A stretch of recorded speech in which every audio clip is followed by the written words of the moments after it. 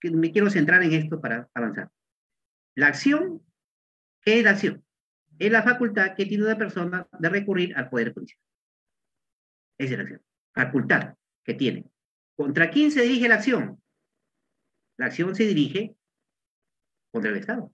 Que tocamos la puerta y decimos, señor, quiero que me brinde, que me escuche, quiero que me resuelva este conflicto de intereses. ¿Quién es el titular de la acción? El demandante. ¿Quién es el sujeto activo de la acción? El demandante. El sujeto pasivo, el Estado, concretamente el Poder Judicial. ¿Estamos? ¿Y dónde se materializa este derecho subjetivo abstracto que se llama derecho de acción? En un escrito que se llama demanda. Demanda, escrito de demanda. Y la pretensión, ¿y qué es la pretensión? La pretensión, dos palabras, es la autoatribución de un derecho. Alguien que se siente perjudicado de sus derechos recurre al Poder Judicial para decirle que resuelva el conflicto. ¿No? De decir, señor, mire, yo tengo este derecho. Ustedes cuando plantean sus demandas o ven que los abogados plantean su demanda, no dicen, señor juez, recurro a su despacho por si acaso para ver que si me otorga el derecho. No, señor, recurro a su despacho pretendiendo la disolución del vínculo matrimonial, pretendiendo que le ordene al demandado que me pague. Eso, esa es la pretensión. ¿Dónde va la pretensión en la demanda? En una demanda, ¿dónde están las pretensiones? ¿Dónde va? Supongamos que yo jurídico por la causal de simulación absoluta. ¿Va en la sumilla? Claro. ¿Pero dónde va? ¿En el petitorio? ¿En los fundamentos de hecho? ¿En la fundamentación jurídica? ¿En los medios probatorios? ¿Dónde va la pretensión? Supongamos que yo en la sumilla pongo demando nulidad del acto jurídico por simulación absoluta. En el petitorio yo pongo de petición al señor juez que se declare la nulidad del acto jurídico por simulación absoluta y por fin ilícito. Y hay dos causales. Y en los fundamentos de hecho yo desarrollo, ¿no? ¿Qué desarrollo? La causal de simulación absoluta, la causal de fin ilícito y además la causal del inciso 8 del 219. Tres causales. Cuando el demandado contesta la demanda, contesta sobre las tres causales de nulidad. Pero cuando se fijan los puntos controvertidos, solamente se fijan respecto a las dos primeras que están en el petitorio. Y el juez resuelve las tres. Resuelve en la sentencia respecto a las tres causales de la nulidad de acto jurídico. Pero cuando apela, fundada, ¿no? Apela y dice, señor, pero no se fijó como punto controvertido. Además, en la sumilla solamente hay simulación absoluta. Y en el petitorio solamente hay dos. ¿Qué hacemos ahí? Considero que el petitorio contiene la pretensión clara, concreta, sí, pero también puede estar a lo largo de los fundamentos de hecho. La pretensión está dentro del petitorio, que es el petitum en sí, y la causa petendi está en los fundamentos de hecho y demás. Todo dependería cada caso en concreto si el demandado contestó, se pronunció respecto a las causales de nulidad del acto jurídico en el caso planteado. Bien. Sujeto activo de la pretensión, el demandante. Sujeto pasivo de la pretensión, el demandado. Ahí sí el demandado. La acción, entonces, se dirige contra el Estado. Poder Judicial, concretamente el juez. Pero la pretensión sí es contra. Señor juez, recurro a su despacho para que previo los trámites procesales se ordene al demandado que me pague. Se ordene, se disuelva el vínculo matrimonial, etc. ¿Vamos? Muy bien. Entonces también hay el derecho de contradicción, igual que hay el derecho de acción, el derecho de contradicción, en el mismo nivel, es una garantía constitucional, en el mismo nivel, derecho de defensa, que en los procesos civiles se materializa en los causales de la contestación de demanda y en el proceso único de ejecución a través del escrito de contradicción. Muy bien. Dicho estas ideas previas, ahora sí vamos a la prueba. La prueba en el proceso civil. Quiero empezar diciendo que independientemente de la clase de proceso, ¿no? La prueba constituye un elemento esencial dentro del mismo. Decíamos, mire, a nivel de procedimientos administrativos, la prueba es esencial. A nivel de proceso judicial, igual. Entonces, en la demanda, en la contestación de la demanda, se ofrecen los medios probatorios. ¿En qué otro acto procesales podemos ofrecer medios probatorios? Cuando se plantean las excepciones, cuando se plantean la defensa previa. cuando de repente se interpone recurso de apelación, inclusive, puede ofrecer medio probatorio extemporáneo, no está impedido. Entonces, para eso hay que, a lo largo del desarrollo, vamos a centrarnos en ciertas instituciones, nada más no vamos a hacer todas, que son los medios probatorios, que son las pruebas, que son las fuentes de pruebas, que son las cargas probatorias, ¿no? Vamos a tratar de resolver esto de acá. ¿Qué principio gobierna la teoría probatoria? Ese es otro gran tema. ¿Qué principio? Principio de necesidad de la prueba, principio de la comunidad de la prueba o adquisición procesal. Una vez que las pruebas van al proceso, ya no pertenecen a la parte que lo ofreció, sino al proceso. Y pueden servir tanto a la parte que ofreció este medio probatorio o pueden servir a la otra parte. Señor, pero yo ofrecí este testigo y le está dando su declaración a favor de la otra parte. Claro, sucedió cuando era abogado, ¿de acuerdo? Un señor quería divorciarse por la causal de injuria grave. Y ofreció como testigo, digo, consiga testigo, si usted dice que su esposa lo insultó, con testigo. Sí, señor, yo soy policía, y la esposa llega a gritarme a la sanidad donde trabajaba, era policía enfermero. Luego hicimos la declaración del testigo, y el testigo declaró todo lo contrario. Diga, ¿cómo es verdad que la señora llega a insultar? Sí, llega, pero llega a pedir los alimentos para sus hijos de este señor, que es un sinvergüenza que no le pasa. La declaración del testigo ofrecido con la finalidad de corroborar hechos a favor del demandante fue a favor de la demanda. Por eso el demandante podría haber dicho, no señor, esa declaración no debe tomarse en cuenta toda vez que yo ofrecí el testigo. No, la prueba ya no es de usted, la prueba es del proceso, y puede favorecerle a usted o puede favorecerle. Principio de comunidad de la prueba o adquisición procesal. Principio de oportunidad o preclusión, ¿en qué momento deben ofrecerse los medios probatorios? Los medios probatorios en los actos postulatorios. Ad eventum o eventualidad que está relacionado con la oportunidad. El principio del contradictorio o contradicción. Hay que garantizar el contradictorio de los medios probatorios. Para eso, de repente, si el juez, el demandante ofrece medios probatorios con su demanda, mire, la primera etapa es eso, de los medios probatorios, el ofrecimiento, y si es posible la presentación. Muchas veces cuando se ofrece medio probatorio, a veces no se puede presentarlo, pero ya tiene que ofrecerlo.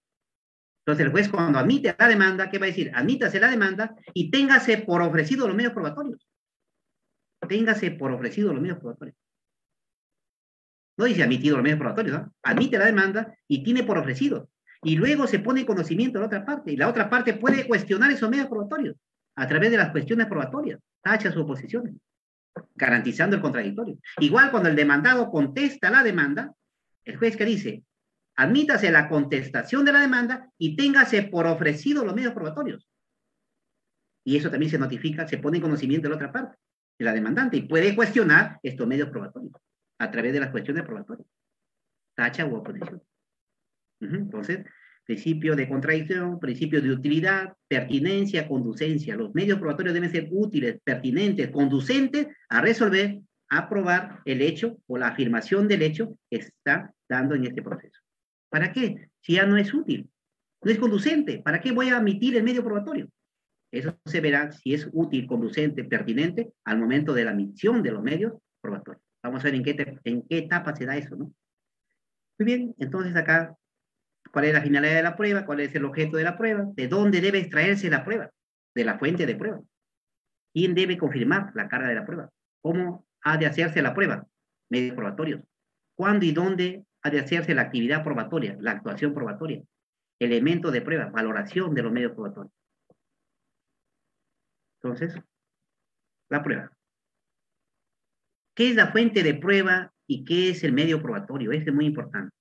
Miren, porque de repente más adelante ya no. La fuente de prueba es un concepto extrajurídico, metajurídico, que se corresponde forzosamente con una realidad anterior al proceso y extraña al mismo. Medio probatorio es un concepto jurídico ya, y más específicamente procesal. La fuente de prueba existe con independencia de que se llegue a realizar o no un proceso. Si bien este no se produce, no tendrá repercusiones procesales, aunque pueda tener la material. El medio probatorio se forma en el proceso, en un proceso concreto, y siempre producirá efectos de esta naturaleza. A ver, Si un juez se enferma, o un fiscal que están acá presente, se enferma, está siguiendo un tratamiento médico, por ejemplo, tiene una historia clínica, ¿no es cierto? Ya sea en una clínica o en un hospital o un médico particular donde se atiende, ¿no? Tiene una historia clínica. ¿Listo? Los hechos, lo que tiene. Un día no llega a trabajar, 2 días no llega a trabajar, porque no tiene ni tiempo y no tiene familiares para que avise. Lo puede, entonces le dice, no, está suspendido porque faltó. Señor, pero ¿qué voy a presentar para justificar esas inasistencias? Mi medio probatorio. ¿Cuál va a ser mi medio probatorio? Un certificado médico. Pero alguien por ahí, o algún amigo, dice, no, señor, es falso ese medio probatorio. Me remito a la fuente de prueba. Ahí está. ¿Cuál va a ser la fuente de prueba? La historia clínica. La historia clínica. Señor, ahí está corroborado.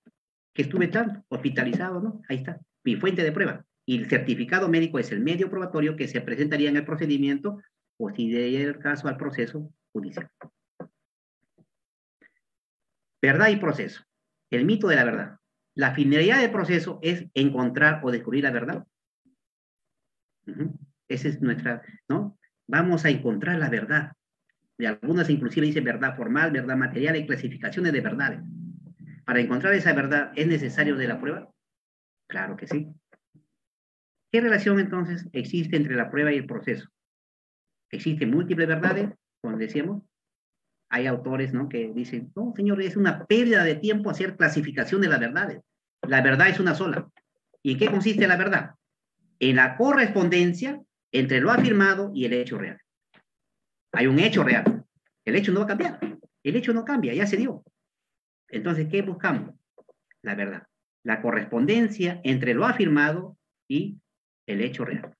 Por eso que se dice que lo que se prueba no es el hecho en sí, porque el hecho existe. Lo que se debe probar es las afirmaciones que se hacen respecto a ese hecho. Las afirmaciones. Por eso debe haber correspondencia para encontrar la verdad entre lo que se afirma y el hecho real. ¿Se debe buscar la verdad a toda costa, violando otros principios? Ahí viene a lo que se llama la prueba ilícita, la prueba ilegal, ¿no? Se puede a toda costa encontrar la verdad, transgrediendo las normas, transgrediendo derechos. Jeremías Bentham afirmó, el arte del proceso no es esencialmente otra cosa que el arte de administrar pruebas. Couture decía, la ley que haga imposible la prueba es tan inconstitucional como la ley que haga imposible la defensa. El Tribunal Constitucional también ha sostenido que el derecho a probar es uno de los componentes elementales del derecho a la tutela procesal efectiva. Constituye un elemento implícito de tal derecho. Por ello es necesario que su protección sea realizada a través de los procesos constitucionales. ¿Qué es la prueba entonces? La palabra prueba deriva del término latín probatio o probationes, que a su vez procede del vocablo probus, que significa bueno. Por tanto, lo que resulta probado es bueno y se ajusta a la realidad, de lo que se infiere que probar consiste en verificar o demostrar la autenticidad de una cosa. El juez averigua los hechos sometidos a controversia, sino que verifica los hechos aportados por las partes para construir la pequeña historia del proceso. Esa es otra cosa, ¿no? Ese es muy importante. Lo que somos magistrados, lo que son fiscales, en general, magistrados en general, todo proceso, no sé si ustedes se han dado cuenta, es una pequeña historia de vida. Y hay historias, y lo más trágica, como ayer decía en una audiencia realizada con la técnica de oralidad, es cuando te da entre mismos familiares, ¿no? Te da entre mismos familiares. Y transgrediendo los derechos de estos familiares, ¿no? Un señor con 4 hermanos, uno de los hermanos se ha declarado propietario por prescripción, vía notarial. Luego esta, ya una vez inscrito en registro público a su nombre en la vivienda, lo ha transferido a un tercero. Ahora este tercero está demandando desalojo a los 3 otros hermanos que están en posesión de él. ¿Qué dicen los hermanos? Señor, pero ¿cómo puede ser si nosotros estamos más de 30 años en posesión? Sin embargo, no han iniciado proceso de prescripción, no han iniciado proceso de nulidad de acto jurídico respecto a la prescripción. Entonces, ¿propietario quién es? El tercero, que lo adquirió y lo ofrece con derecho. Medios probatorios. Es una pequeña historia de vida que se han dado entre mismos familiares. Averiguar los hechos y aportarlos al proceso es carga de las partes, carga de aportación. Verificar los hechos y aportarlos al proceso es deber del juez, carga de corroboración.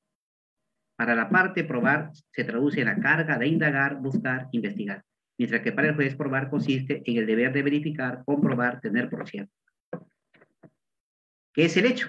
Ese es muy importante. Miren, hablamos de los hechos, decíamos, ¿qué es la verdad? Correspondencia entre el hecho real y lo que se afirma respecto a este hecho. ¿Qué es un hecho? Por eso empezábamos diciendo que en la vida, en nuestras relaciones jurídicas se dan, en nuestra vida diaria se dan relaciones jurídicas. Hechos, hechos, hechos. ¿Qué es un hecho? Todo parte en la realidad, todo parte de un hecho real. Entendido como una actividad humana percibida por los sentidos y queda estampado o impregnado en un plano, tiempo y espacio. Luego es trasladado al proceso como hecho jurídico ya, a través del medio probatorio, generando una evidencia, si es que aporta algo, si indica algo, genera una inferencia. Luego va a tener un razonamiento presuntivo, dando como resultado la prueba, la misma que será validada según su grado de certeza. ¿Ya? Bien, pero decíamos, ¿y entonces qué es el hecho en sí? ¿Qué es el hecho? Los hechos son manifestaciones. ¿Dónde quedan? ¿Dónde quedan estampados los hechos? Esa es otra cosa. Miren, hay hechos que quedan estampados en un grado mayor que otros. A ver, ¿se puede celebrar un contrato de compra-venta verbalmente? Sí. Pero si yo lo celebro por escrito, en una minuta, con firma certificada, un poquito más, ¿no? Estampación del hecho, un poquito mayor. Y si yo esa minuta lo elevo a escritura pública, un poquito mayor. Y si lo escribo en registro público, muy bien. Y si de esta propiedad surge conflicto, pero hay mayor grado de estampación, está inscrito en registro público, menos prueba, menos prueba. En cambio, si solamente fue verbalmente, ¿cómo acreditar? Mayor prueba para acreditar ese hecho de compra-venta, que fue consensualmente, que fue verbalmente. ¿Quién tiene la carga de la prueba? ¿Por qué se dice que es una carga y no una obligación? ¿Qué diferencia hay entre carga y obligación? Dos palabras. Resumimos varios libros. La carga, cuando se dice que es una carga, y si no lo realiza la persona obligada o que tiene esta carga, se perjudica a él mismo. En cambio, si yo no cumplo una obligación, perjudico no a mí, sino a un tercero. Esa es la diferencia. La obligación con la carga. Cuando yo no cumplo la carga que tengo, me perjudico yo. En cambio, si no cumplo la obligación, se perjudica a un tercero. Entonces, si yo no cumplo con la carga de probar, mi pretensión es infundada, porque no acredité. Así de simple. Eso. Entonces se llama carga de la prueba. En principio y como regla, la carga de la prueba le corresponde a las partes. El que alega hecho debe probar. Excepcionalmente, el juez puede actuar prueba de oficio. Ya se estableció como una excepción. Carga de alegar, carga de producir, carga de persuasión. ¿Cierto, señor? Yo, antes del proceso, debo recolectar todos los medios probatorios. Por eso los abogados, ¿no? Que tienen esta labor para plantear, a ver, señor, viene, quiero divorciarme. ¿Qué medios probatorios tiene? ¿Por qué causal quiere divorciarse? Señor, mire, hay una nulidad del acto jurídico. A ver, ¿qué medios probatorios tiene? Tenemos que recolectar primero, ¿no? Y luego plantear la demanda. Porque si yo planteo mi demanda sin medios probatorios, ese es otro gran problema. Se preguntaba, si yo planteo mi demanda sin ningún medio probatorio, ¿el juez debe declarar improcedente la demanda? ¿No? Al momento de la calificación, ¿podría ser eso? Algunos jueces dicen, sí, claro, ¿para qué admitir si va a ir al muere, como se dice, infundada? ¿Para qué perder el tiempo? Algunos, cuando hemos visto casos en que presentan sin medio probatorio, el juez lo rechaza, le declara improcedente, o a veces le declara inadmisible para que presente medio probatorio, como no cumple, lo rechaza, hace efectivo el apercibimiento, apela. ¿Y qué dice en la apelación, señor? Está denegando el primer nivel de la tutela judicial, el acceso a la administración de justicia.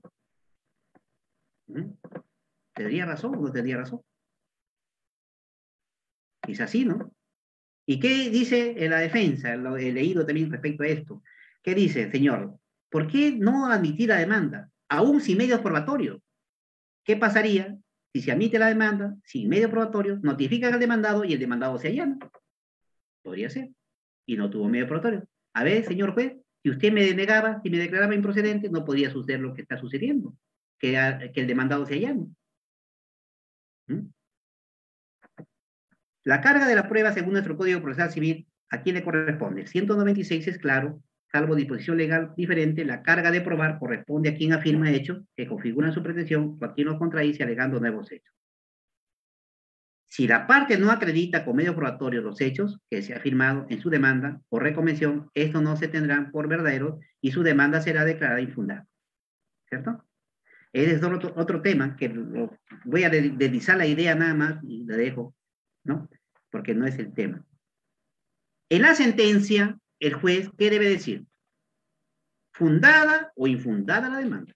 Conforme al artículo 200, conforme al artículo 121 del CPC. El juez en la sentencia debe resolver el conflicto. O es fundada la demanda porque probó su pretensión, el demandante, o es infundada porque el demandante no probó su pretensión. ¿Podría declarar en la sentencia improcedente la demanda del juez? La norma lo permite, ¿no? Dice, excepcionalmente, el juez en la sentencia puede pronunciarse sobre la relación jurídica procesal, improcedente la demanda. Eso es lo que se denomina sentencias inhibitorias. El problema surge más allá.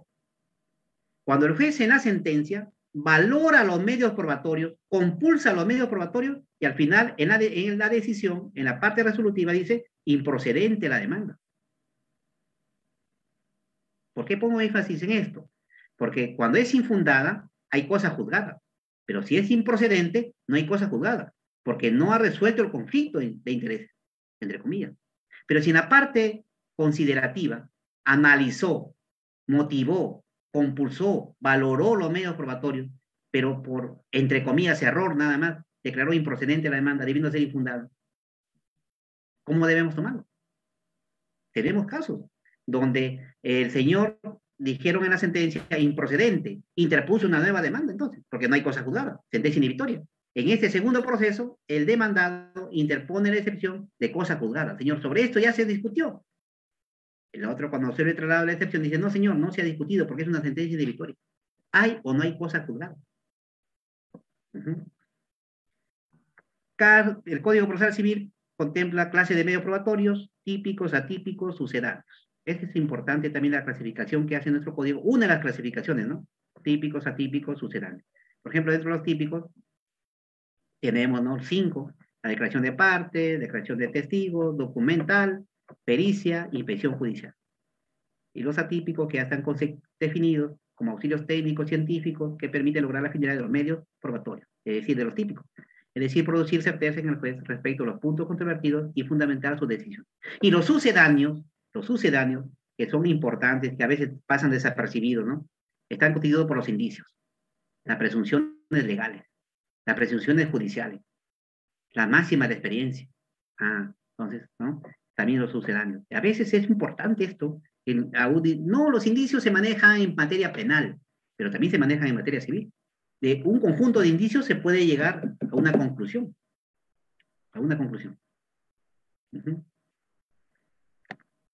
Ahí están los típicos también. Hay, por ejemplo, la documental. Yo quiero referirme a la documental para contestar la pregunta que les planteé al inicio, ¿no? Cuando se habla de documental, en el proceso, por ejemplo, ¿la documental es sinónimo de instrumental? ¿Cómo define nuestro Código Procesal Civil al documento? ¿Es sinónimo de instrumento? ¿Cuál es más amplia? La prueba documental son todos los escritos y todos los objetos que sirven para demostrar hechos. Nótese, la prueba documental es el género y la prueba instrumental es la especie. Cuando se refiere a la prueba instrumental solamente son los escritos, pero la documental comprende más, los escritos y los objetos que sirven para demostrar hechos. Es mucho más amplio, ¿no? Entonces, la prueba documental son todos los escritos y todos los objetos que sirven para demostrar hechos. Si en este momento nosotros estamos acá conversando y nos retiramos ya, terminada la sesión, nos retiramos y alguien de la academia dice, señor, no se presentó a dictar la conferencia el señor Floriano. Yo, ¿cómo no?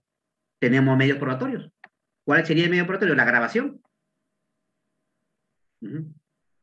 Ahora, ¿ese es una prueba documental o una prueba instrumental? Es una prueba documental.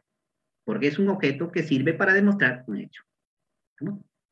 En el caso que planteé el proceso único de ejecución que sostiene que solamente que se admite la documental, y este ciudadano, cuando formuló contradicción, dijo que exhiba el contrato de cuenta, que resultaba, en el caso en concreto, resultaba que este señor fue notificado con una demanda o ejecutiva donde anexaba una letra de cambio a la vista, que supuestamente el señor tenía una cuenta corriente y había generado una deuda, una obligación con su tarjeta de crédito, 168.000 soles. Y dijo, pero yo soy un pobre ciudadano, humilde ciudadano, que nunca tengo tarjeta de crédito. Pido como medio probatorio, contradigo el mandato ejecutivo y ofrezco como medio probatorio la exhibicional del contrato que hará el banco. Eso le dijo improcedente, porque acá solamente es documental, no se permite la exhibicional. Cuando no tuvo presente de que la prueba documental comprende los escritos, comprende las exhibiciones, comprende el reconocimiento, comprende el cotejo. La prueba de oficio. La prueba de oficio es una excepción. Ya la Corte Suprema, en el 10º pleno casatorio, que vamos a ver las reglas al final, estableció que es una facultad del juez, ¿no es cierto? Pero hay teoría respecto a la prueba de oficio. Hay una tesis garantista, ¿no? Y la otra tesis, ¿no? Eficiencista, ¿qué establece la tesis garantista? ¿Qué nos dice?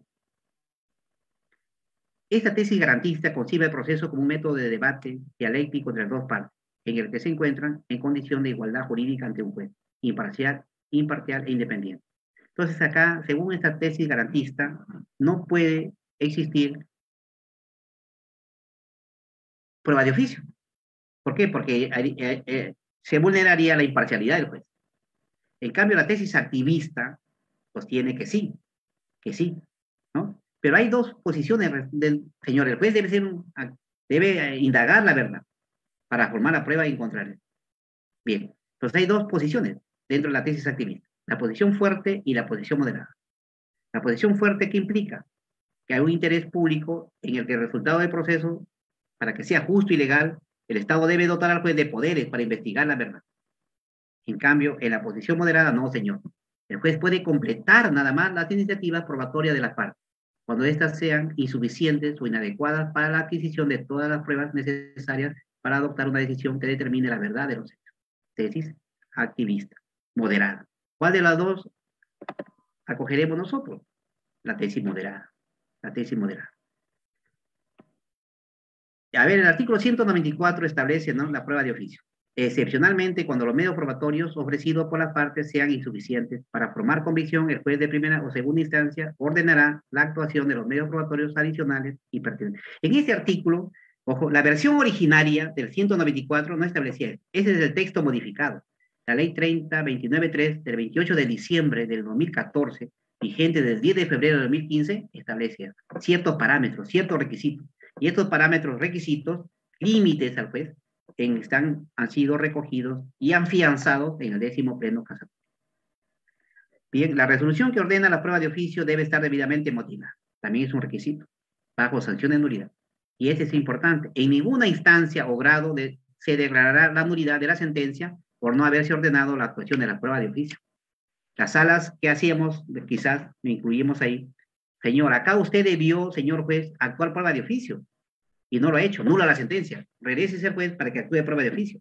Oiga, señor, pero ¿cómo me puede ordenar si esto es facultad? No es deber. ¿Mm?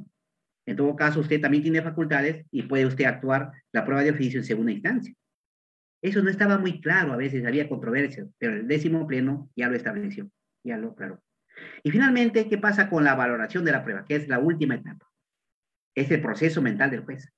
Eso es muy importante, como decimos acá en esta diapositiva. Mire, la valoración de la prueba constituye indudablemente una operación fundamental, de gran importancia en todo proceso, puesto que de ella depende que el juez llegue o no a una certeza.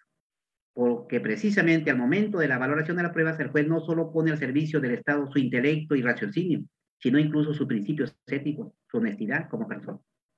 Ese es muy importante, porque a veces existiendo medios probatorios, se le puede dar una interpretación contraria. No está aprobado, está aprobado. Bueno, a veces se puede dar esta interpretación porque así fluye, ¿no? Por la mente del juez. Pero a veces se le da y a veces se interpretan las partes que se le ha dado intencionalmente ese direccionamiento, esa valoración de los medios probatorios. Los medios probatorios deben valorarse en forma conjunta, no en forma aislada. Eso es otra cosa. Hay sistemas de valoración de la prueba, ¿no? Ustedes conocen ya, hay 3 sistemas generales: sistema de la prueba tasada o prueba legal, sistema de la libre valoración y el sistema de la sana crítica o apreciación razonada. ¿Cuál de los 3 sistemas adopta? La prueba tasada, ¿qué implica? Que la ley le da un valor. La ley le da un valor al medio probatorio. La declaración de 5 mujeres hace por la de una declaración de un hombre. Ya no está eso, pues, ¿no? La prueba documental es prueba plena. La prueba instrumental, perdón, la prueba testimonial es semiplena. Valor. ¿Hay rezago de la prueba tasada en nuestro código? ¿O no? ¿O rige la sana crítica, la libre apreciación? La valoración de la prueba, dice nuestro código, la valoración de la prueba. Todos los medios probatorios son valorados en forma conjunta, utilizando su apreciación razonada. Sin embargo, en la resolución solo serán expresadas las valoraciones esenciales y determinantes que sustenten su decisión. Esta partecita última a veces se tergiversa. Sin embargo, en la resolución solo serán expresadas las valoraciones esenciales. Señor, hay como 50 medios probatorios, y solamente se han expresado en la sentencia 2 o 3, y solamente del demandante, y del demandado no dijo nada. Bueno, vamos avanzando porque me dicen que ya son las 6. Bueno, 20 minutos terminamos, ¿ya? 20 minutos para resumir esto. No sé, a ver, si me dan 20 minutos, doctor Julio, para terminar, y luego empezamos la pregunta. A ver, Sí, entonces, en 20 lo terminamos. El atomismo y el atomismo. A ver, ¿cómo se deben valorar los medios probatorios? ¿En forma individual o en forma conjunta? Es el atomismo y el holismo. ¿Ah? ¿Cómo se deben valorar los medios probatorios? A ver, miren, hubo un caso muy interesante. Interdicto de retener. Interdicto de retener. ¿Qué se busca de interdicto de retener? Hacer cesar los actos perturbatorios, ¿no? Cuando el demandante Recording in progress. Cuando el demandante presenta su demanda, ofrece fotografía, ofrece una inspección por parte de la policía, donde se está perturbando su posición. Hay ahí muebles, se ha puesto andamios, todo.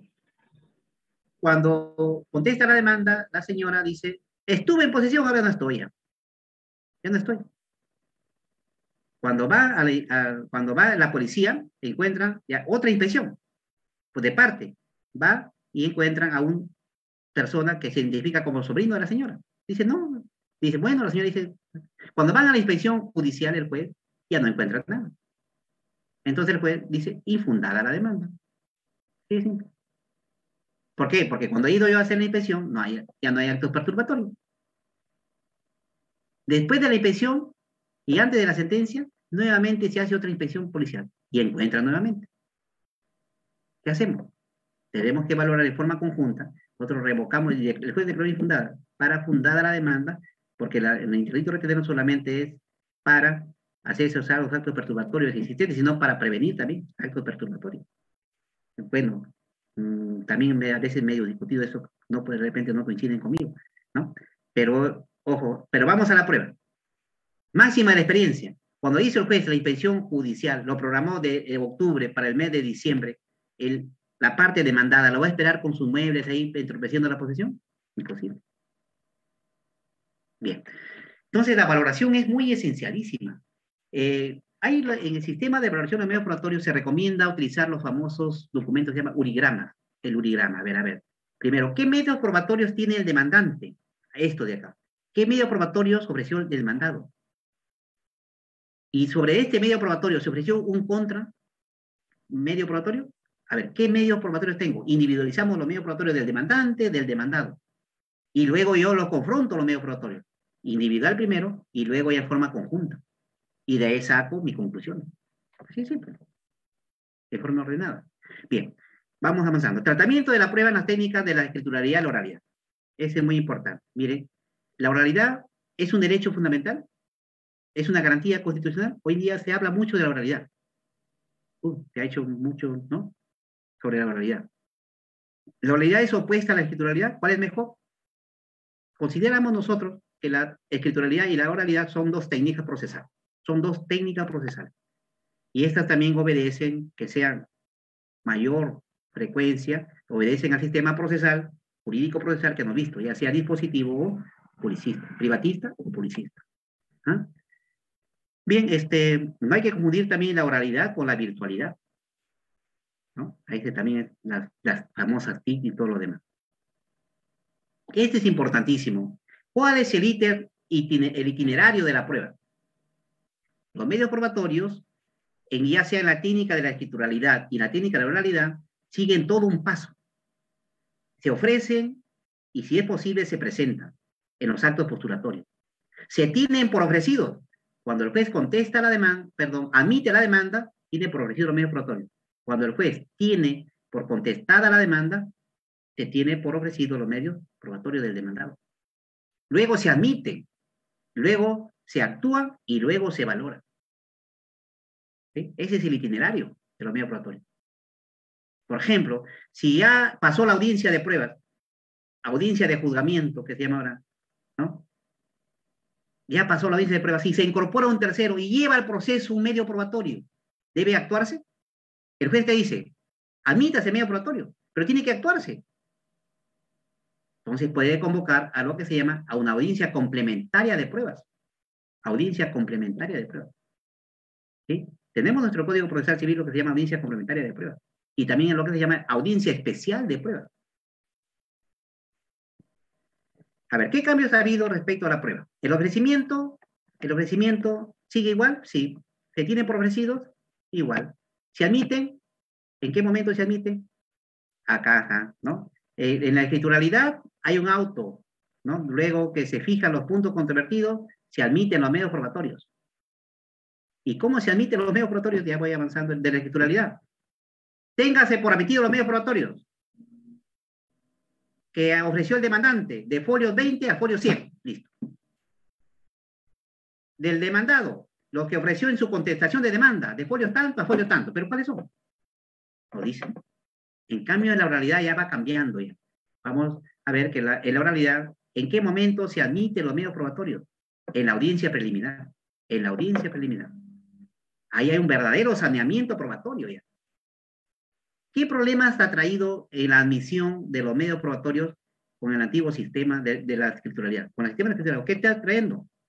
De que ¿quién dicta ese auto fijando los puntos controvertidos? Claro, el juez, dirán ustedes, no sé. Pero ¿quién lo redacta? ¿Y cómo se fijan los puntos controvertidos? Como 25 puntos controvertidos. El Pleno Casatorio también ha dicho que los puntos controvertidos tienen que ser claros, concretos, precisos. Entonces ahora tenemos, miren, acá, ya no quiero con esto, ya porque esto, acá actualmente tenemos el esquema de la oralidad en primera instancia. Se presenta la demanda, igual, contestación, ¿sí? Pero hay una audiencia preliminar y una audiencia de juzgamiento. Quizá la audiencia preliminar es esencial. ¿Qué pasa con los medios probatorios acá en la oralidad, en la audiencia preliminar? En la audiencia preliminar, el juez, luego de que no hay conciliación, se saneó el proceso, se fijaron los puntos controvertidos y luego se admiten los medios probatorios. Pero ahí en presencia de las partes pueden contribuir. ¿Qué medio probatorio? ¿Por qué no? Señor, este medio probatorio no es pertinente, no es conducente, entonces hay lo que se llama la exclusión de la prueba, excluimos el medio probatorio. No, señor, esta prueba es sobreabundante, ¿para qué? Porque con este medio probatorio es útil y conducente para resolver el conflicto. ¿Para qué vamos a admitir este de acá? Ah, muy bien, señor juez. ¿Qué le parece, señores abogados? Perfecto. ¿Cómo era antes? Cuando como el secretario que redactó la resolución y firmó el juez, ¿y qué se admitieron como medio probatorio? Los señalados del folio tal al folio tal, del folio tal. ¿Pero cuáles son? Cuando vamos a la audiencia de pruebas, recién ya el juez dice, a ver, ¿pero qué medio probatorio se admitieron? Caracho. Pero que acá se ha emitido expediente, ya se remitió el oficio para que remita del archivo los expedientes? No. ¿Acá se ha ofrecido se ha omitido la pericia? ¿Ya se nombraron los peritos para que practiquen la pericia? No, señor. No, no se lleva a cabo la audiencia de prueba. Técnica de la oralidad tiene por finalidad, pues, conseguir medios probatorios idóneos, la prueba útil, pertinente. ¿Para qué vamos a obtener medios probatorios que no nos van a conducir a nada? Si el demandante ha dicho de que el demandado está ocupando su inmueble y está percibiendo los frutos, porque se trata de un predio agrícola donde el demandado está cosechando. Cuando el demandado contesta la demanda, acepta y ofrece medio probatorio de inspección judicial. Cuando el demandado contesta la demanda, acepta esto. Entonces será necesario admitir como medio probatorio de inspección judicial. ¿Para qué? Si está aceptando, ya no es punto controvertido, sino es un punto asentido. Eso permite acá en la audiencia preliminar. La audiencia preliminar dirige el juez. Pero y lo más importante en el sistema de oralidad es quizás la preaudiencia. ¿Qué significa la preaudiencia? Eso no se convoca, la preaudiencia no se convoca, eso lo hace el juez internamente. El juez tiene que estudiar el expediente previamente a la audiencia. Tiene que ir empapado, conociendo los hechos, conociendo la controversia, conociendo las pretensiones de la parte. Eso se llama la preaudiencia. Y luego ya, inmediación, contacto directo del juez con la parte, con los medios probatorios. Y no solamente el principio de inmediación, mire, sino el principio de inmediatez. El tiempo para resolver rápido. Claro, algunos objetan la oralidad diciendo, si no se acuerda por escrito del ELO, el juez se va a acordar que solamente escucha. No, no. Ahí está, también, bueno, queda en el audio, también queda la grabación. Bien, entonces, el sistema de la oralidad es muy importante también esto de los medios probatorios, ¿no? ¿Por qué? Porque, repito, en el sistema anterior, por ejemplo, en este momento, dirán ustedes, pero el Código Procesal Civil que usted mencionó, también señalaba audiencias. Claro, ya no le quise mostrar, pero miren, acá tenemos este material, quizás lo comparta con ustedes a través de la academia. En el esquema del proceso de conocimiento originario, audiencia de sanamiento, audiencia de conciliación, audiencia de pruebas. Había 3 audiencias obligatorias en el proceso de conocimiento. Ahora, ¿cuántos quedan? Una audiencia excepcional, la audiencia de pruebas. Las otras son facultativas. Ya no hay audiencia de conciliación obligatoria, no hay audiencia de sanamiento, se derogó. Entonces, sistema de audiencia, publicidad y mediación, surgió el código, pero luego se fue tergiversando. Ya con la ley 3029.3 del 14 se pretendió restablecer esto. Y ahora con la oralidad, que también se cuestiona la oralidad, se ha dado mayor énfasis, ¿no? Para resolver mejor los conflictos de interés. Yo considero que la técnica de oralidad está dando resultados. ¿Por qué? Porque las partes se sienten satisfechas porque su decisión, bueno, en segunda instancia que manejamos, inmediatamente, y se van contentas, porque se resuelve ahí. Da a veces gusto porque nosotros les preguntamos, ¿están conformes con la decisión adoptada? Y ambas partes están desconformes. Caracho, es una satisfacción, ¿no? ¿Por qué? Porque quiere decir que el juez, al pedir una decisión, arreglada a derecho o conforme a lo que está en el expediente. Si bien es cierto, a veces no se puede salir porque hay aspectos extraprocesales, el juez tiene que resolver con lo que está en el proceso, con las pruebas ofrecidas. Entonces, mire, las pruebas son esenciales. ¿Por qué? Porque motivación. Oiga, señor, esta resolución no está bien motivada. Y para motivar, ¿qué se necesita? ¿Qué debo invocar? Los medios probatorios. Se está vulnerando mi derecho de defensa, porque no citó los medios probatorios. Caray. Luego viene la audiencia de pruebas. Finalmente vamos a pasar, quedamos para preguntas, brevemente a las reglas establecidas en el 10º Pleno Casatorio Civil a propósito de un proceso de reivindicación. No olvidemos, ese es otro tema también, los plenos casatorios. En otra oportunidad conversaremos sobre los plenos casatorios. El pleno casatorio es la reunión de los jueces supremos. El artículo 400 del Código Procesal Civil, en su texto originario, decía o prescribía que el pleno casatorio era la reunión de los jueces supremos, reunidos en sala plena. Pero luego se modificó felizmente, porque la sala plena es un órgano, no es un órgano jurisdiccional. Y resolvía, entonces. El primer pleno y el segundo pleno casatorio salieron con esa norma originaria.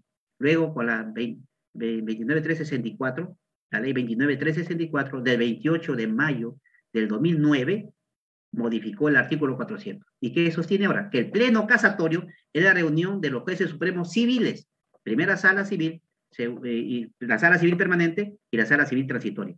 Pero ahora tenemos una sola sala. Entonces queda la pregunta, ¿ahora puede haber pleno casatorio con una sola sala? Me dejo la interrogante. Entonces, el pleno casatorio resuelve un caso en concreto y también establece reglas vinculantes. Se llaman precedentes vinculantes. Por el texto originario se llamaba doctrina jurisprudencial.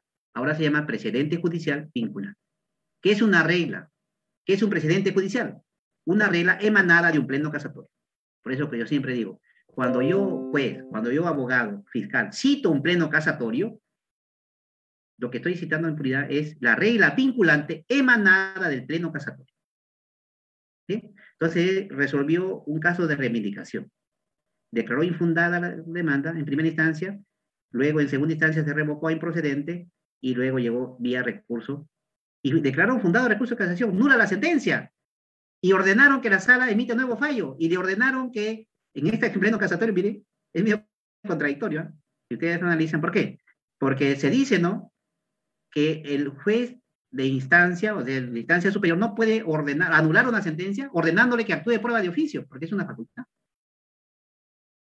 Pero en este caso en concreto que resolvió la Corte Suprema, en el 10º pleno, anula la sentencia de vista y dispone que emita nuevo fallo y que actúe de prueba de oficio.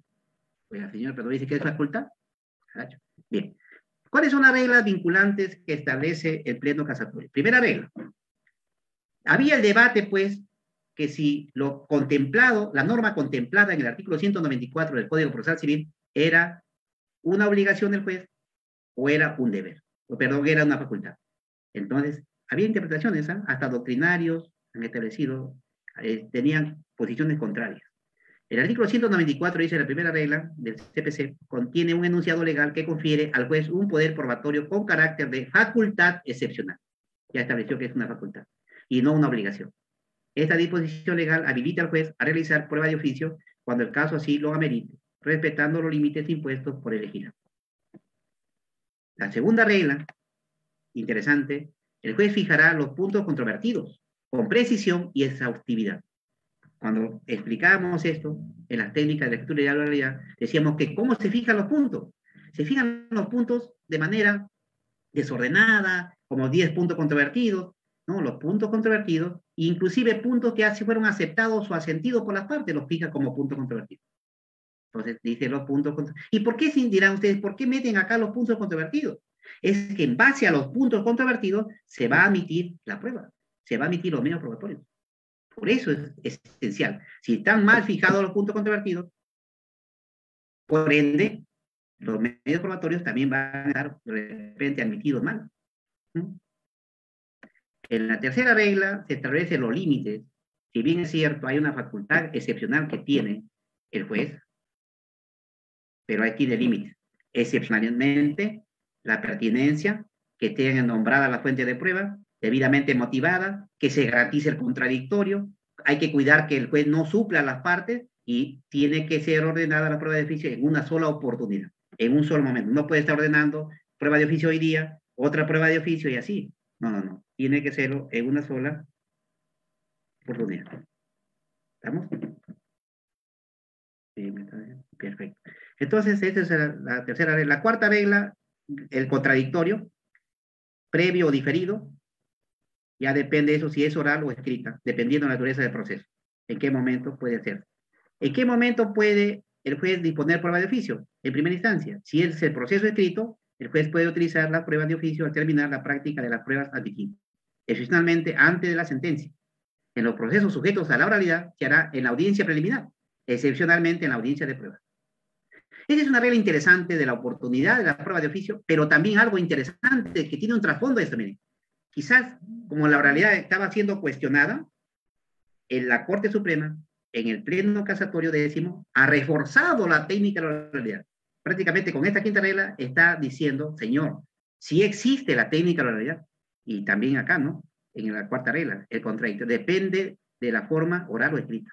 Está reforzando la técnica, que dando legitimidad, digámoslo así, ¿no? Legitimidad jurisdiccional. Cuando el medio de prueba es extemporáneo o no fue emitido por rebeldía, el juez de primera o segunda instancia deberá analizar su pertinencia. Este sí es una regla controvertida. Cuando el medio de prueba es extemporáneo o no fue admitido por rebeldía, el juez de primera o segunda instancia deberá analizar su pertinencia y relevancia y evaluar su admisión oficiosa. El mismo tratamiento debe darse al medio de prueba declarado formalmente improcedente y no haya mediado apelación. Este es peligroso, ¿por qué? Porque, a ver, si el señor está rebelde, no se defendió, yo como juez voy a evaluar esos medios probatorios y admitirlo. Si se le declaró improcedente la prueba y no apeló, tiene que estar conforme, pero yo puedo evaluar y dar su pertinencia. Como que acá vamos a, ¿se acuerdan que había dos posiciones, la moderada y la fuerte en la prueba de oficio? Acá como la fuerte, porque el juez tiene que indagar la verdad, ¿no? Algo así. Eso es cuestionado. Séptima regla, el juez podrá evaluar la necesidad de incorporar prueba de oficio, las copias certificadas físicas, bueno, eso sí. Octava regla, la sala superior en la resolución que programa la vista de la causa indicará la posibilidad de prueba de oficio, sometiéndola al contradictorio en la audiencia de vista de la causa y tomando la decisión en ese acto. Si el medio de prueba es de actuación diferida, estará a cargo del juez superior de menor antigüedad. Esto también es regla interesante. Prueba de oficio en segunda instancia, ¿se puede dar? Sí. ¿Y quién debe actuar en prueba de oficio si se trata de una infección, por ejemplo? El juez superior de menor antigüedad. No olvidemos que la sala es 3 magistrados. ¿Y qué tal si el ponente, porque acá hay un sorteo también, el ponente no es el juez de menor antigüedad, sino el ponente es el juez de mayor antigüedad, el presidente de sala?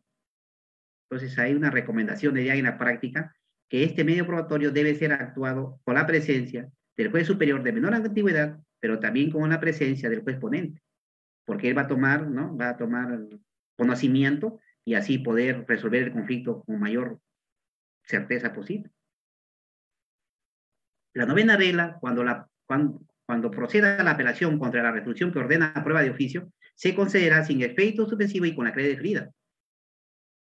En segunda instancia, el cuestionamiento a la prueba de oficio podrá ser alegada como argumento en el recurso de casación. Claro, ¿qué pasa? Si hay una prueba de oficio y la parte no está de acuerdo en una de las partes, apela. Estamos hablando de un juez civil, por ejemplo. Se concede sin efecto y con la calidad diferida. Se irá junto con la sentencia. Pero si se ordena en segunda instancia, el cuestionamiento lo puede hacer como argumento de casación. Y si no hay casación, quedará ahí, ¿no? Pero acá esta regla no se ha puesto en el supuesto de que se inicia ante el juez de paletrado, ¿no? También será ¿a dónde? ¿Al juez civil? ¿O quedará ahí? Bueno. Y la décima regla, en los procesos relacionados con derechos reales, el juez puede utilizar específicamente como prueba de oficio la siguiente. Ahí específicamente cuando se trata de derechos reales, llámese retracto, cualquiera derechos reales, ¿no? La última regla, cuando se trata de protección de naturaleza personales. Y la décima, cuando se trata de personas con condición de vulnerabilidad, ¿no? En los procesos de violencia familiar, por ejemplo, en los procesos de familia, ahí sí, ¿no? Claro, el tercer pleno casatorio también ya lo estableció que debería, ¿no? Que en los procesos de familia, a los principios se flexibiliza.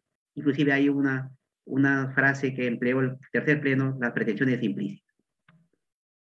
Bien, finalmente, hemos resumido, independientemente, es una reflexión final de la técnica que se utilice en un proceso, escrituralidad, oralidad, el cambio está en los abogados, operadores del derecho, ¿no? Abogados defensores, públicos, procuradores, fiscales y principalmente nosotros como jueces.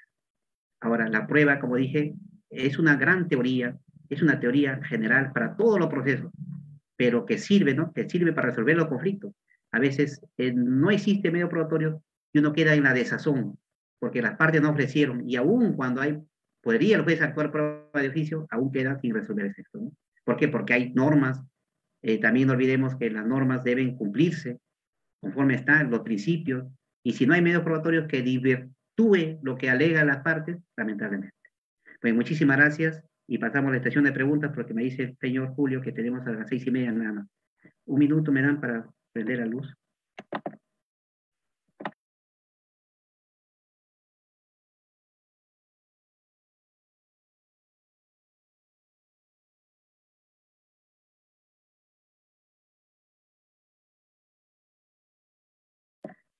Muchas gracias, doctor Julio.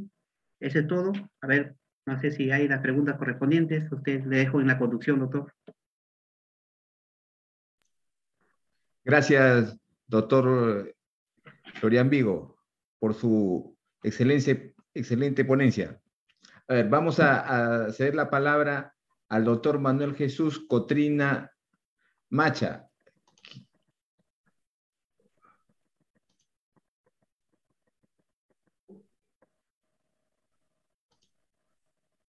¿Le escuchamos, doctor? Doctor, le escuchamos. Manuel Jesús, Cotrina Macha. Buenas tardes, doctor Jesús. Manuel.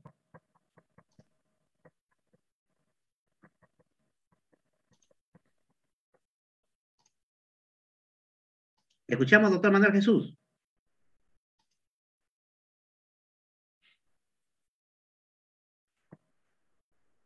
Es que no, a ver.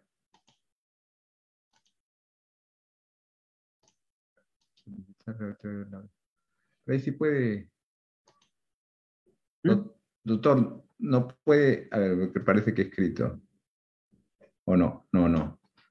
Doctor, ¿no puede hablar? Hay una pregunta ahí. Hay una pregunta de la doctora Alicia, me parece. A ver, la doctora Carmen Alba Seminario. A ver, para que hable, doctora.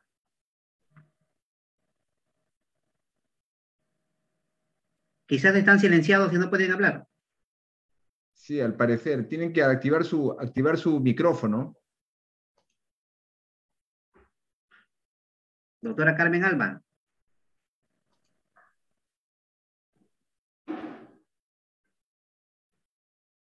Hay una pregunta en el chat que lo vi. Bueno, voy a dejar de compartir mejor para poder verlo, ¿ya? Ya, perfecto. Hay una pregunta en el chat. Creo que no pueden activar. Hay una pregunta en el chat, no sé si lo puede leer, doctor Julio. A ver, Alicia Maita Todo dice, buenas tardes, gracias por la exposición, conforme a las reglas de la prueba de oficio. Uno de ellos es la fuente de pruebas. La pregunta es, ¿el juez puede de oficio ingresar a consulta general de expedientes, que es sí que usa el poder judicial, y obtener información e ingresar dicha información como prueba de oficio? Sí, interesante. Sí. A ver, ejemplo. Muy bien, doctora, gracias por la pregunta. Hay un proceso de reivindicación que se está tramitando ante su juzgado, quinto juzgado civil, pero el demandado está alegando en su contestación de que hay un proceso de prescripción adquisitiva y que ya habría tenido sentencia y esta sentencia no habría sido apelada. ¿Miren? Entonces, vamos así. Y como que vamos al CID y vemos en el seguimiento de que, en efecto, hay una sentencia que declaró fundada la demanda de prescripción adquisitiva a favor del demandado. Y no ha sido apelada, está consentida. Caracho, ¿nos va a servir para resolver? Sí, ¿lo podemos incorporar de oficio? Claro que sí. Sí, perfecto. Nótese que en los jueces civiles tenemos ya el 14 y 15 de este mes un pleno casatorio, perdón, el pleno jurisdiccional. Y ahí se va a tocar este tema de la prescripción también que le estoy diciendo. Hay una pregunta de Jimmy Panaqué. Buenas tardes con todos. ¿Cuál es la diferencia? Caracho, ya se corrió. Se corrió. A ver, había una pregunta ahí. No sé si visualiza usted, doctor Julio. A ver, ¿de Ipanaqué? Sí. Antes, porque luego viene de Daisy. No pueden hablar, ¿no? Sí, hay una doctora, a ver, doctora Cecia Velázquez, ¿desea hacer pregunta? Sí, ¿qué tal? Buenas noches. Buenas noches. Ya. ¿Cómo está? Doctor, antes de ello, felicitarle por su excelente exposición. Quisiera su apreciación en este aspecto. En los procesos de reivindicación y desalojo, algunos magistrados, ¿no? Indican o manifiestan que la inspección judicial tiene que ser un medio probatorio de cajón. Pero siempre he tenido una duda en el sentido de que si la parte demandada manifiesta que sí, efectivamente está en la posesión del predio, que ejerce la posesión y todo lo demás, previo a esa afirmación, el magistrado de la causa indica que no, que es necesario identificar el bien. Así el demandado manifiesta estar en posesión. Bajo este argumento, que ¿Qué pasó? El juez emite la sentencia y la sala lo revoca. ¿En qué sentido?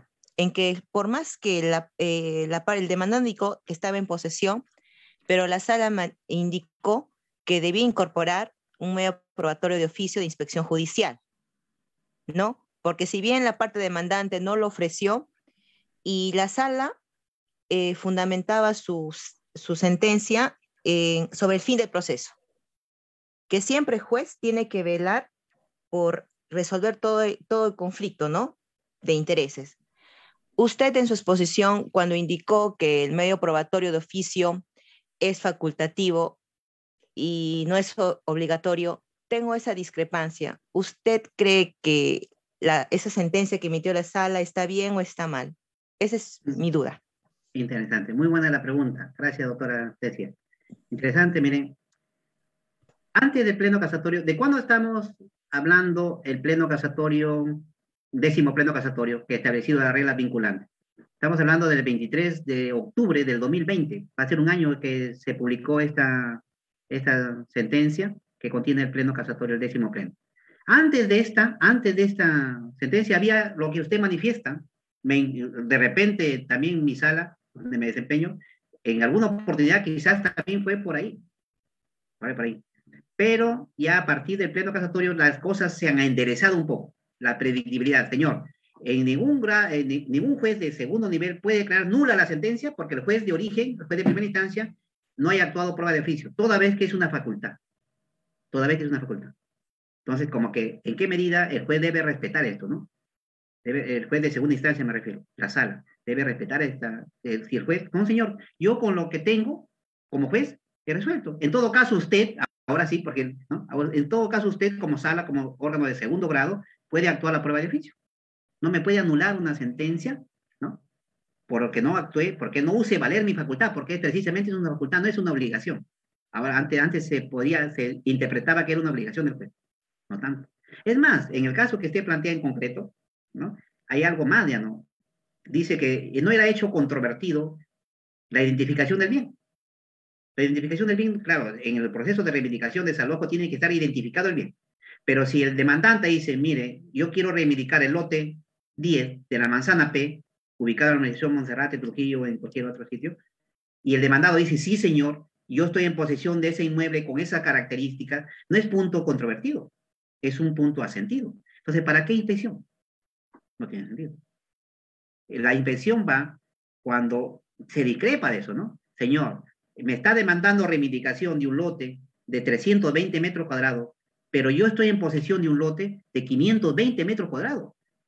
No hay identidad entonces. Entonces el juez dice, caracho. Y no se ofreció inspección ahí, pero acá de repente sí, ¿no? Acá sí es necesaria una inspección.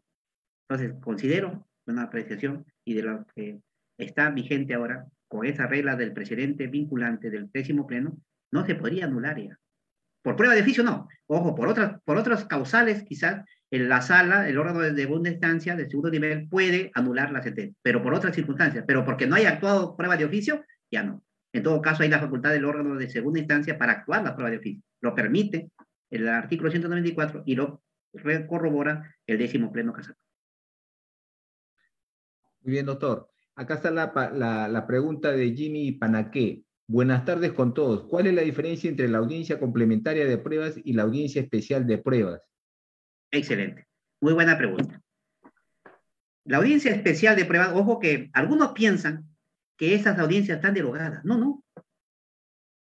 La audiencia de pruebas, ¿no? Es la que se convoca.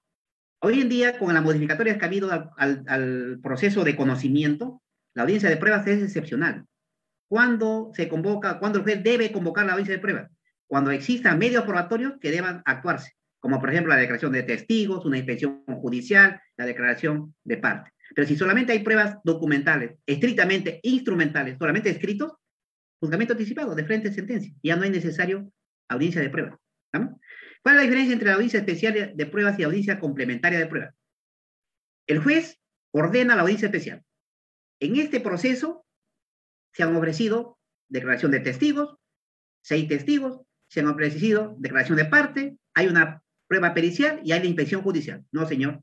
Yo, como juez, tengo la facultad de decidir de que la inspección judicial se realice en una audiencia especial. Para ese medio probatorio concretamente. El testigo que debe declarar está en el hospital y es esencial en este proceso. Entonces, yo como juez dispongo que se debe actuar en audiencia especial la declaración del testigo. Estos medios probatorios fueron ofrecidos, fueron admitidos en su oportunidad.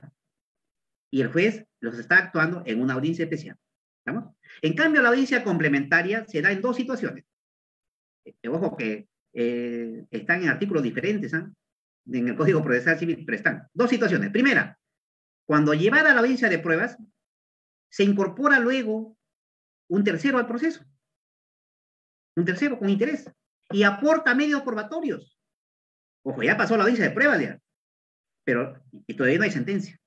Entonces el juez dice, vamos, esos medios probatorios tienen que actuarse. Entonces convoca una audiencia complementaria de pruebas. Estoy refiriéndome cuando hay un tercero que se incorpora al proceso y aporta medio probatorio. Ese es el primer supuesto. Y el segundo supuesto es cuando luego de la audiencia de pruebas se presentan medios probatorios extemporáneos, referidos a hechos nuevos de deber. Y el juez tiene que convocar a la audiencia complementaria de pruebas. Esa es la diferencia. Hay otra pregunta, creo, también en el chat. Doctor Julio. Acá creo que hay una pregunta vía y se pasó antes de Daisy Cortejana, Daisy Quispe Cortejana. ¿Cómo está, doctora Daisy? A ver, creo que hemos estudiado juntos con Daisy. Pero ¿cómo hacemos? A ver.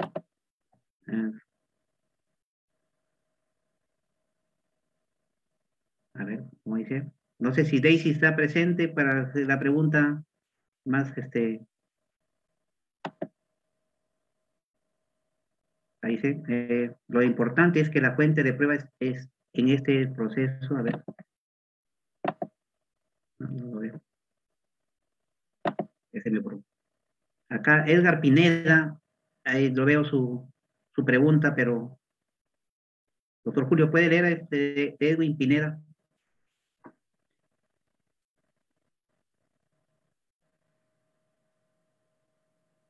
¿Me escucha, doctor Julio?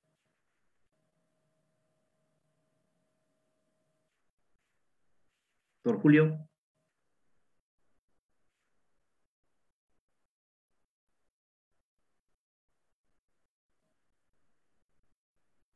¿Me escuchan?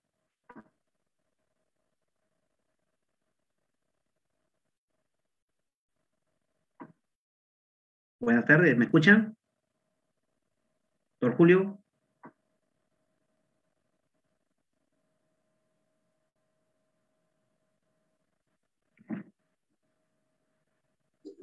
Sí, doctor, sí se le escucha. Creo que Julio dice, me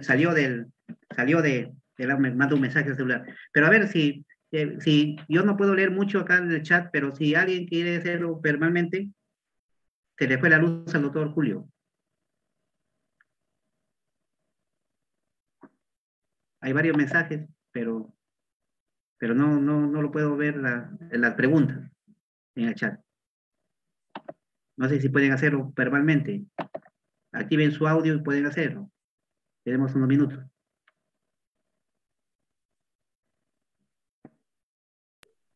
Doctor, ¿me escucha? Buenas noches. Sí, doctora Ceci. Ya. Acá hay una pregunta. A ver. Aquí está. ¿La prueba de oficio es pasible de cuestiones probatorias? Sí, claro. Excelente. ¿Para qué se hace el contradictorio? No olvidemos, dice, hay que garantizar el contradictorio.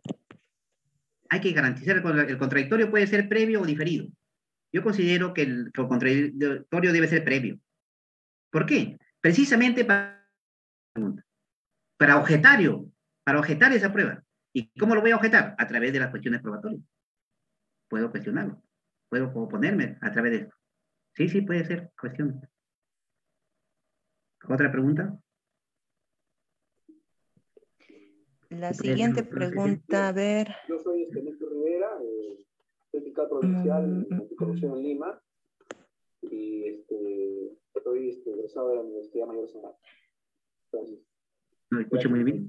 Aquí está. Doctora Santillón, La sí.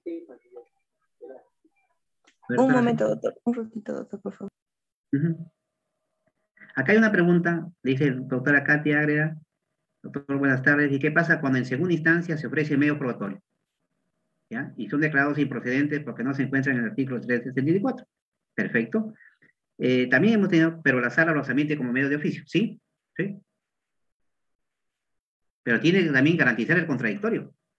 Tiene que correr traslado a otra parte. Y si se trata de medio probatorio de actuación, tiene que también actuarse. ¿Sí? Por ejemplo, una inspección. Entonces, ¿quién va a llevar a cabo esta inspección? El magistrado menos antiguo. Sí, nosotros hemos tenido casos ya de esa naturaleza que propone la autora Katia. Sí, consideramos que esos medios probatorios, pero generalmente son medios probatorios instrumentales, escritos, ¿no? Que son interesantes. ¿Qué se hace? Se presenta, pero se presenta no en el curso de apelación y no cumpliendo los requisitos del 374. Entonces le declaramos improcedentes, pero motivando, citando el 194 de nuestra facultad, citando el pleno casatorio, se admite como prueba de oficio. Y se pone conocimiento de la otra parte. Generalmente no ha dicho nada. Como no necesitan de actuación, se valorarán al momento de resolver. Y han servido muchas veces para resolver estos medios probatorios, ¿no? Sí, muchas veces han servido para resolver. En procesos de reivindicación versus procesos de prescripción adquisitiva. Sí. A ver, algunas, otras, ¿te puede leer, doctora Cecia? Sí, acá hay otra pregunta, doctor. ¿Puede alegarse la cuarentena y el estado de emergencia como una situación excepcional para poder recurrir a la prueba de oficio, sobre todo en el caso de medios de prueba presentados extemporáneamente por las dificultades que trajo la pandemia? Podría ser. Esa ya es facultad del juez, ¿no? Facultad del juez, no se olviden, ya. Y si las reglas vinculantes del 10º pleno le dan facultad, por ejemplo, que si el demandado contestó la demanda, presentó bastantes medios probatorios, ¿no? Hay casos, ¿no? Presentó todo un caudal de medios probatorios, pero está fuera del plazo. Entonces el juez dice, rebelde, caracho, pero estos medios probatorios me sirven para resolver el conflicto. Entonces puede el juez disponer prueba de oficio, que se admitan esos medios probatorios, a pesar que está rebelde el demandado, que se admita, está en la facultad. Bueno, que es criticable, ¿no? Criticable. En general, miren, la prueba de oficio es criticada. Hay un autor, ustedes lo conocen, también enseña en la academia, el doctor Renzo Cavani, con quien partimos varias también lecturas. ¿Qué pasa? Él dice, no señor, prueba de oficio no debe haber. No, pero la desventaja de las partes frente a resolver conflictos, no señor, eso es cuestión de política del Estado. En otras palabras, aquí manda que este señor esté en desventaja frente al otro, por condiciones, no me interesa. Acá hay igualdad de parte. El que alega hecho debe probar. Demandante alega esto, demandado alega esto, y si no probó, lamentablemente, no tengo yo por qué meter mi cuchara, algo así, para que sea el juez totalmente imparcial. Regresando, ¿puede el juez decir, señor, en estas circunstancias, para probar, para resolver el conflicto, apelar a esto, ¿sí? ¿Disponer la prueba de oficio? Sí. ¿Fue de primera instancia o fue de segunda instancia? ¿Sí? Hay facultad, pero siempre motivando, no suplir a la parte, dentro de los límites que señala el 194, corroborado por el 10º pleno casatorio. Siempre y cuando se den los requisitos, ¿no? Exista la fuente de prueba. Ya dijimos, ¿qué significa que exista la fuente de prueba? Que se haya citado la fuente de prueba. Señor, mire, existe en la municipalidad, yo soy contribuyente, estoy registrado como contribuyente. Entonces, yo por eso estoy demandando la prescripción. Señor, pero no te creemos estos medios probatorios. Usted corrobore con la fuente de prueba. Ahí está la fuente de prueba. Muy bien. Muy bien. ¿Hay alguna más? Sí, dice, ¿qué pasa cuando en segunda instancia se ofrecen medios probatorios y son declarados improcedentes porque no se encuentran en el artículo 374? Ya lo respondí esa, ¿Sí? de Katia. Ya. La formulación de cuestiones probatorias implica contradicción. ¿Cómo se materializaría esta en las pruebas de oficio? Al momento de correr el traslado, el demandado o la parte a quien se le corre el traslado de esa prueba de oficio puede decir, señor, me opongo por esto, o tacho este documento por esto, por esto. Y el juez, y la sala tiene que resolver inmediatamente, ¿no? No olvidemos que tiene que resolverse inmediatamente o conjuntamente con la sentencia ya. Pero tiene que ser, ¿no? No hemos tenido casos concretos así, que se hayan presentado cuestiones probatorias, pero considero que hay un manual establecido para la oralidad, debe resolverse inmediatamente, previo a la audiencia o en la propia audiencia, ya, según sea el caso, ¿no? Desestimar las cuestiones probatorias y a valorar el medio probatorio, ¿no? El asunto es que esta facultad de los jueces, ya sea de primera o segunda instancia, no se vea tergiversada. Por eso que el artículo 194, texto originario, era muy ambiguo y se prestaba para cierta duda, porque el juez le ayudaba a la parte. En cambio, con esta modificatoria y con lo que ha establecido el Pleno, hay límites, ¿no es cierto? Señor, no cumple con esto, no cumple con esto. Bien, creo que vamos terminando. La última, a ver si hubiera otra. Aquí hay una, doctor, del compañero Nelo Homero Ventura. Le indica: gracias, doctor David, por su excelente exposición. En una demanda por autorización de viaje de menor, la juez declara inadmisible la demanda porque no se adjuntó prueba documental en original. Se subsana la omisión conforme lo ordenado. Posteriormente, la juez es removida y la nueva magistrada emite una resolución declarando improcedente la demanda bajo la motivación que no se ha cumplido con anexar medio probatorio respecto a los pasajes que acredite el viaje del menor, el día del viaje del menor. ¿Es legal que la nueva juez haya rechazado linearmente la demanda? Son cuestiones de criterios ahí, no más de que de aprueba el criterio, porque si la primera jueza ya le dijo inadmisible, cumpla usted con subsanar, y viene otra jueza y le dice no, rechazo liminarmente porque no ha ofrecido, y nótese, ojo, que se trata de un proceso no contencioso, ¿no? Esa autorización de viaje me está proponiendo en la pregunta. ¿En qué medida? Que, bueno, ahí debería pedirse, ¿no? Inadmisible estaba bien inadmisible, para que acompañe los medios probatorios que le faltaban, ¿no? Señor, acá no podemos llevar adelante, toda vez que es un resto no contencioso, pues, de autorización de viaje de menor. Entiéndase que no, la otra parte no está de acuerdo, no le quiere dar la autorización, extrajudicialmente ha recurrido al Poder Judicial.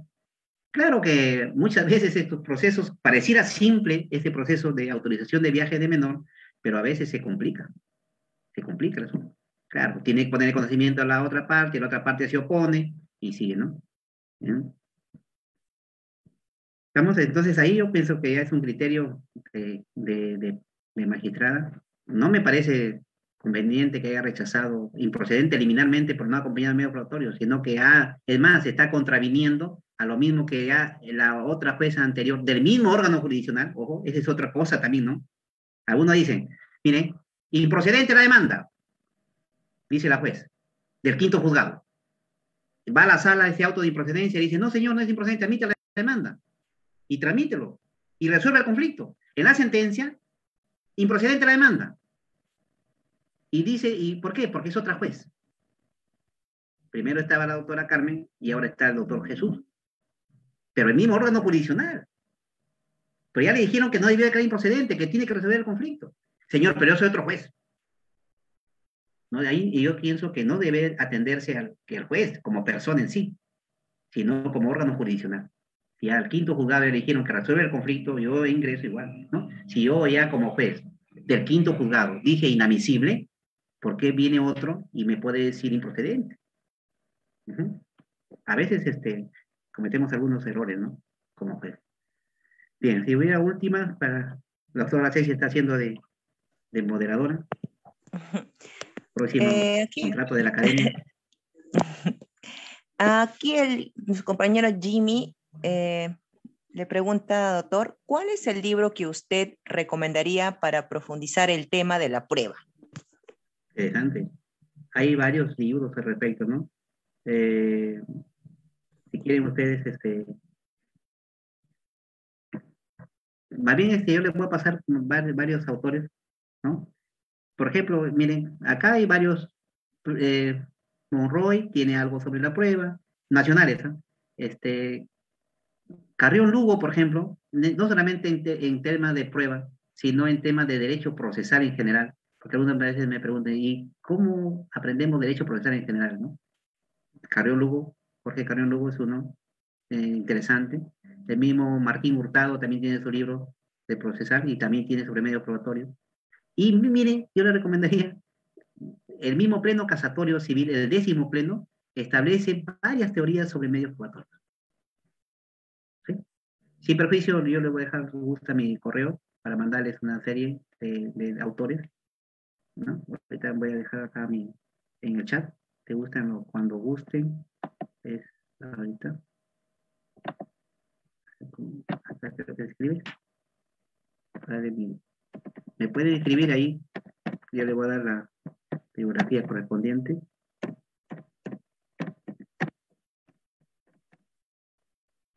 Sin lugar a dudas, este tema de la teoría probatoria es un gran tema. Y como le digo, a veces uno como juez tiene que resolver lo que está ahí. Como dice Montero Aroca, también es un gran procesalista, que dice, como las pruebas se han hecho para producir certeza en el juez, las palabras se han hecho para mentir. Dice, ¿no? ¿Qué quiere decir con esto? Quiere decir que lo que está en el expediente, nosotros tenemos que saber lo que está en el expediente. Extraprocesal no. Pero nosotros conocemos que este es, cariño, sí, pues, ¿no? De repente nosotros conocemos esto. Pero ¿podemos incorporarlo al proceso? No podemos. A ver, ¿alguien más? Finalmente, doctora, a ver si voy a hacer la última pregunta.